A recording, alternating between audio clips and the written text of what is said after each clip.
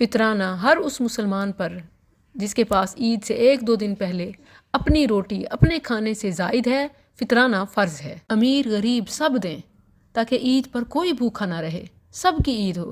یہ روزوں میں کمی کوتاہی کا بھی کفارہ ہوگا اور مساکین کا بھی کھانا ہوگا۔ یہ صرف روزے رکھنے والوں پر فرض نہیں ہے بلکہ ہر مسلمان جس کے پاس اپنی روٹی سے زائد ہے، فطرانہ فرض ہے۔ اس کے لیے نصاب بھی فرض نہیں ہے کہ زکوٰۃ جتنا مال ہو پھر فطرانہ دے، نہیں، بس اپنی روٹی سے اپنے کھانے سے زائد ہے، فطرانہ فرض ہے۔ فطرانہ کیسے دیں، کتنا دیں؟ اناج کی شکل میں دیں، گرین فوڈ، غلہ، اجناس۔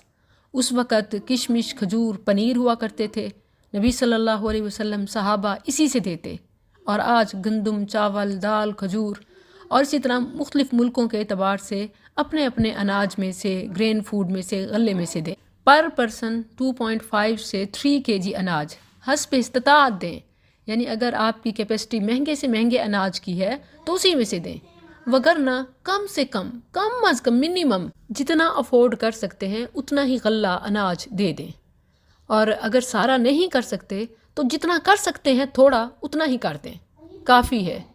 اور جہاں کرنسی یا کیش کی بات ہو تو دین کی وسعت اور سہولت کو دیکھتے ہوئے بعض اہل علم نے اگرچہ اجازت دی ہے لیکن اناج کی شکل میں دینا ہی مسنون اور افضل ہے، بلکہ اکثر علماء نے کرنسی کو جائز ہی نہیں کیا۔ جب آپ اناج کی شکل میں دے سکتے ہیں تو وائی ان کیش کرنسی، لیکن اگر کوئی کیش کرنسی کی شکل میں دینا مجبوری یا مشکل ہے تو نقدی کی شکل میں بھی دیا جا سکتا ہے۔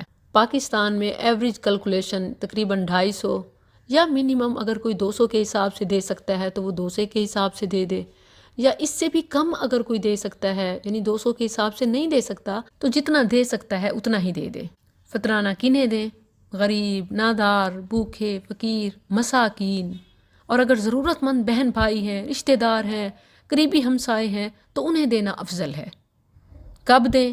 رمضان کے آخری ایام، خصوصاً چاند رات سے نماز عید تک حکم ہے۔ اس کے بعد پھر وہ فطرانہ شمار نہیں ہوگا، عام صدقہ ہوگا، گھر کے تمام افراد کی طرف سے دیا جائے گا۔ مرد اپنی بیوی، اولاد، والدین اور بعض اہل علم نے قریبی رشتہ دار جو نہیں دے سکتے، صاحب استطاعت پر ان کی طرف سے دینا بھی فرض قرار دیا ہے۔ گھر کا سربراہ یا جو ادائیگی کی طاقت رکھے وہ گھر والوں کی طرف سے ادا کرے۔ ہاں، ملازمین اپنا فطرانہ خود ادا کریں گے کیونکہ وہ ماہانہ تنخواہ پاتے ہیں۔